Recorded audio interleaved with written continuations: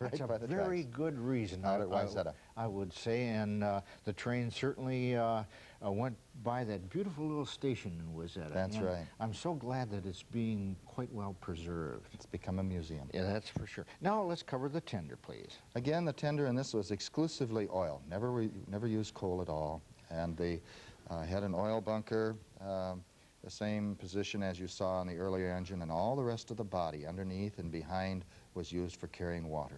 Okay, now we were going to now cover the R2. What's the difference here? Tremendous difference in size. This is basically a freight engine, carried many tons of freight. As you can see, this engine has a two-wheel lead truck for stability. It has 8 drivers and then a set of cylinders and another 8 drivers, 16 drive wheels in all, and a two-wheel trailing truck. In other words, a 2882. That's correct. And an interesting thing about this type of engine is that it actually is what we call articulated. At this point forward, the front engine could move out and to go over curves. Otherwise, you couldn't get it on a curve. You might call it almost like hinged. Correct. Okay, how about the tender? Identically the same thing as what we spoke of on this S1 that you just saw. It, again, is exclusively oil and with a tremendous capacity for water. Dick, we're not going to show any more locomotives in this section, but I'd like very much now to tell the folks that later in the show, we're going to ask that you write down a date because we're going to tell you about the Free Model Railroad Show that's at Harmar Mall. And you will be able to see many locomotives, depots, boxcars, passenger trains, what have you, all for free, put on by some 80 model railroaders who are proud to show their accomplishments, and we ask that you more or less get a pencil and paper out and write that down. So February 25th, that's this month, we're going to tell you about that big railroad show on February 25. Anybody who enjoys airplanes can be a pilot. Just become a model plane hobbyist. Claude Newman at Woodcraft is a pioneer in the model plane industry. When Claude Newman talks, people listen. Okay, Claude? Spread your wings. Okay, and these are beginner's kits made out of balsa and paper, the old-fashioned kind. They're fun for youngsters and oldsters, too. Many in the series, starting with the Javelin, and next the the Cessna 180, and there we have the Piper Cub, and last but not least, this big Aero flying model. These items, along with the proper paints and glues, do the job, and of course, even to the brushes. You'll find them, of course, at all the Woodcraft hobby stores, and we're out there to help you to do a better job. They make excellent gifts. Christmas is coming, and of course, for birthdays and those special occasions also. That's today's high-flying tip about model planes, Jimmy. Since 1938, the Woodcraft hobby stores have served as hangars for the most model planes to be seen anywhere near here. Why don't you taxi in this afternoon or any day of the week? You'll find the people out at Woodcraft all revved up and ready to tell you anything you want to know about the hobby of model planes. Just fly over to the Woodcraft Super Hobby Store nearest you. Woodcraft has everything new, from ready-to-fly planes to kits for you to build your own plane to radio-controlled apparatus. At Woodcraft, everything is just for fun. The Dremel Motor Tool, an excellent year-round gift for a beginning or expert craftsman. For industrial use, it saws, it sands, it drills, it grinds, it sharpens, it polishes, it carves, it engraves, it cuts metals. 5 complete sets from $34.95. Woodcraft carries the hundreds of accessories, cutters, and grinders. Woodcraft Hobby Stores, Harmar Mall, Roseville, Signal Hills, West St. Paul, and Lake Street and Bryant, Minneapolis. Well, Dick, now we're going to cover some of these smaller switchers. How many classes of engines were there on the Great Northern? Literally from A to Z. No kidding. It just worked out that way. Yes. As a matter of fact, you're going to show an A. Let's cover this little so-called gold-plated one. Why is it that way? That's the way they come, many of them, from Japan, because the gold is merely a protection over the brass. And the modelers, in many cases, either paint them themselves or they hire a painter, professional painter, to do it. Okay. Now, Al has a beautiful close-up on this. And how about the real arrangement on the A?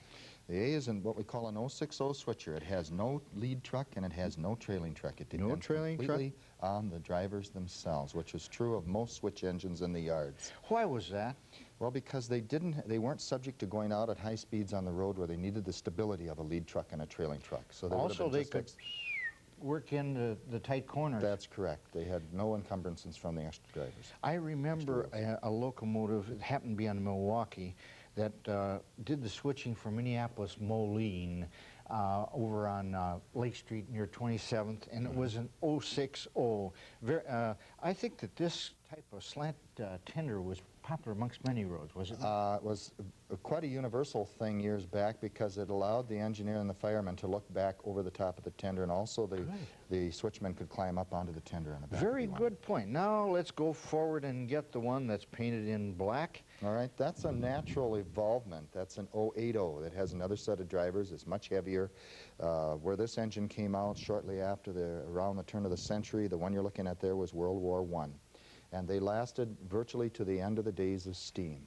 It's more or less a heavy switcher then. That's correct, a very heavy Were they switcher. ever used in road service? No, never. They were strictly yard, but they were used up in the ore docks to handle the tremendous tonnage that you had up there. Very good. Let's go on now to the one that's painted in the green, silver, and red. All right, Claude, that is Class 01 Mikado, or Mike as it's called.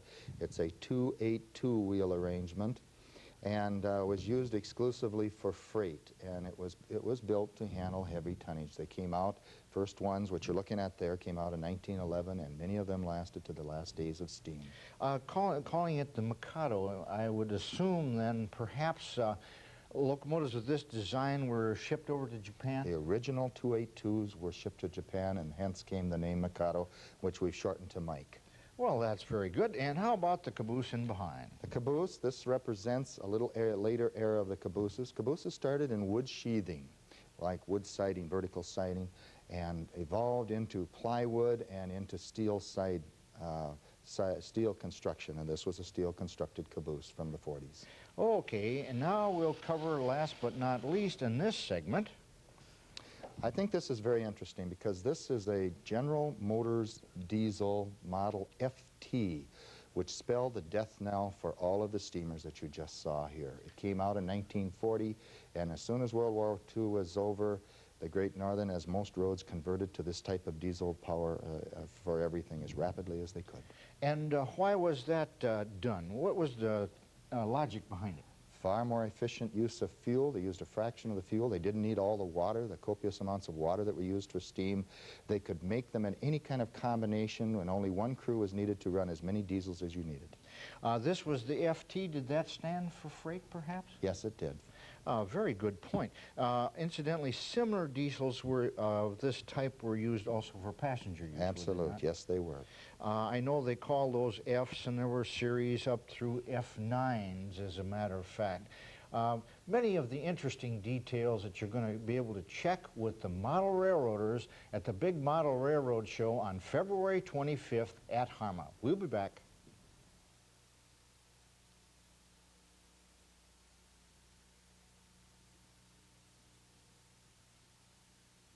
No doubt about it, the great American pastime is not baseball, not football, but automobiles.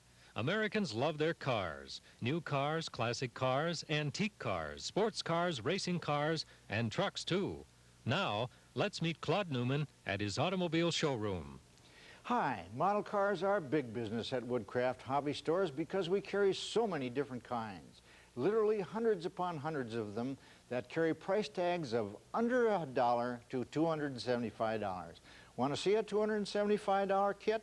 Look at this beauty, a model of a Rolls-Royce Phantom II that you can buy and assemble right in your own home. Here's a kit for a small child or a beginner at under $1 at Woodcraft Hobby.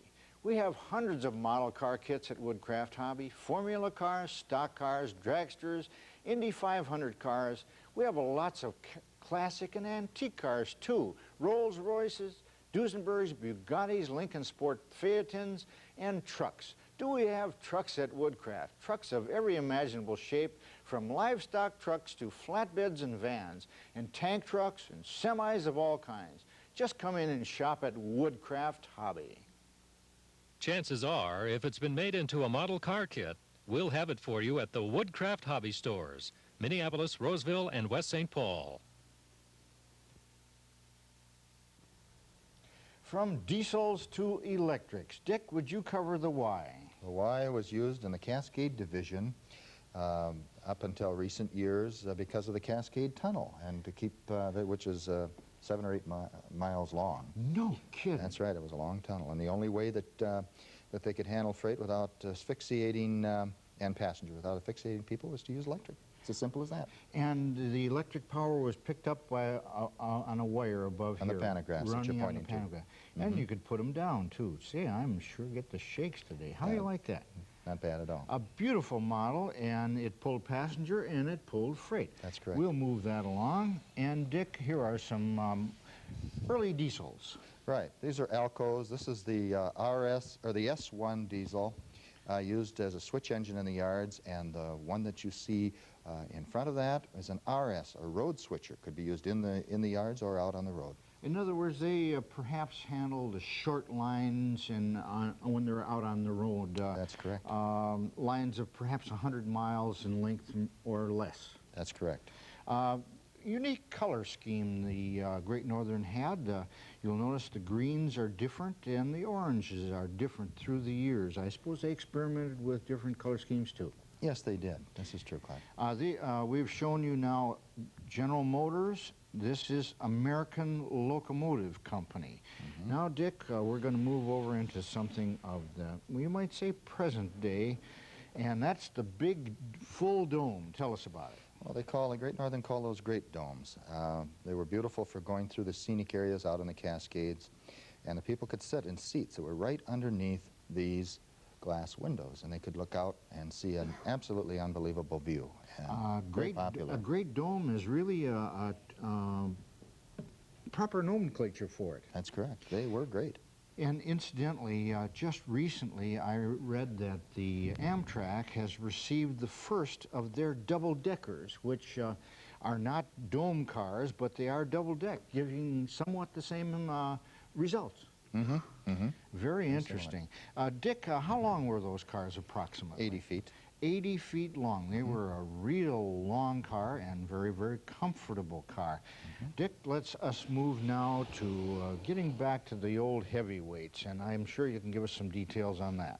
Well, that's what they called an open-end observation. There's a little platform at the very end over here. We're going to move that slowly so Al can get that platform in focus. And would you tell us how that was used from time to time? Well, people back in the days before passenger trains were running at the tremendous speeds that they did in later years, back when they were 30, 40 miles an hour, people could go out and sit on that deck. There were chairs out there. And also, these were great cars as far as the politicians were concerned. Presidents such as Truman and Eisenhower in later years used observation cars to give their speeches from. I think that's a very good point.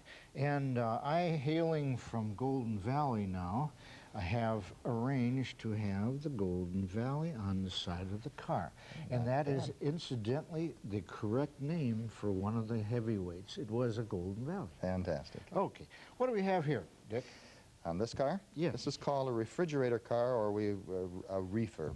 And it was used basically to handle, on the passenger trains, to handle perishables.